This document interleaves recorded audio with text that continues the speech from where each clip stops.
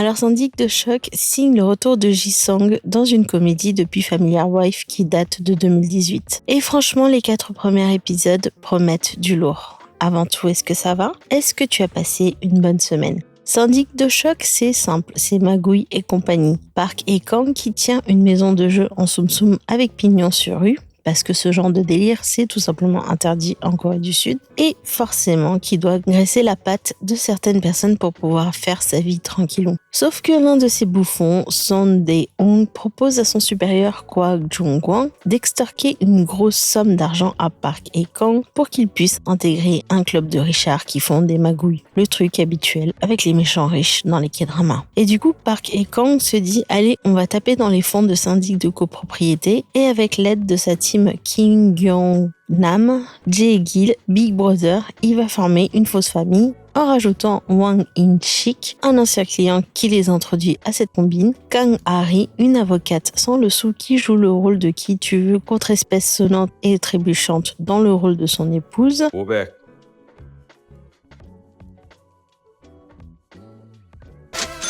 Quoi?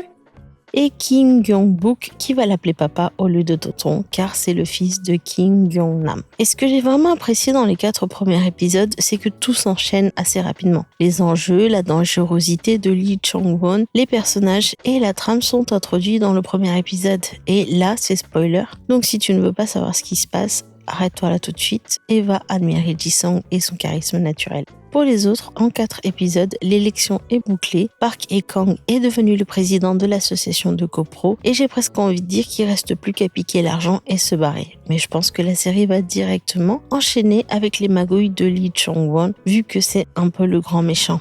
Et l'épisode 4 se termine sur leur face-à-face. Et j'ai passé un super bon moment à regarder ces premiers épisodes entre ça et Spooky Love avec un main lead que je trouve fichtrement adorable. Je pense que je suis gâtée. Appartement Job est un K-drama chill et sympa, un peu à l'instar de Undercover Miss Hong qui était diffusé au début de l'année. Il y a un mélange entre enjeux sérieux et comédie qui allège le tout. Ah Young-kyung, qui a joué dans ces 2 K-dramas, tire le rôle principal ici et elle est géniale. On dirait qu'elle a fait un mix entre son personnage de Extraordinary Attorney Woo, où elle est avocate, et celui de Undercover Miss Hong, où elle joue le rôle d'une magouilleuse, même si dans Apartment Job, elle fait partie d'une magouille sans le savoir. Son personnage est kiffant, elle est franche, rentre dedans et j'aime comment elle s'investit dans son job pour se faire un max de fric, même si des fois elle a tendance à en faire un peu trop. 뭐야 나?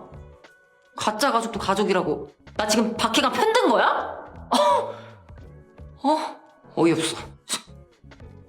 Étant donné que ce sera le compas moral du groupe, je me demande comment le scénario va exploiter son personnage. Et Ji-sung, franchement, il est toujours aussi à l'aise dans les comédies, d'autant plus que ces derniers temps, il a enchaîné que des rôles sérieux. Et même si son personnage n'est pas forcément marrant comme Wang In-sik ou Big Brother par exemple, je trouve que Ji-sung se mélange sans aucun effort avec son personnage qui a grave confiance en lui, c'est qu'il est beau et intelligent, et même les moments où il se ridiculise un peu, il les gère un max. 맨날 양복에 그 말투에 머리는 삐죽삐죽. 진짜 동대표 되고 싶은 거 맞습니까?